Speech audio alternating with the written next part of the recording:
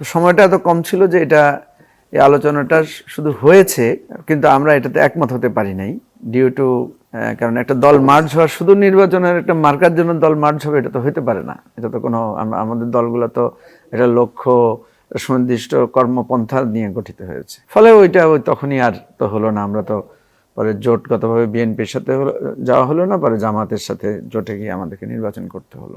নির্বাচনের পরে, নির্বাচনের কারণে তো আমরা যেহেতু নির্বাচনে জিততে পারি নাই, আমাদের দলের মধ্যে একটা মানে বেশ মানসিক মানে কষ্টের একটা ব্যাপার ছিল, ইত্যাদি ইত্যাদি। যাই হোক, নির্বাচনের পরে এই আলোচনাটা আবার দেখলাম উঠলো যে এই দুই দল আমরা মার্জ হয়ে যাওয়ার বিষয়টা।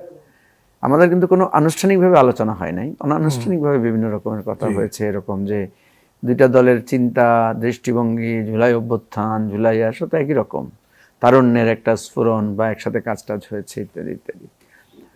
আমরা যেটা দেখেছি যে এটা এখন পর্যন্ত, আমরা যেটা বলি আর কি, যেটা এখন পর্যন্ত এক ধরনের গুঞ্জন, কিন্তু আনুষ্ঠানিকভাবে আমাদের এই মার্জ হওয়া নিয়ে আমরা এখন আলোচনা করি নাই।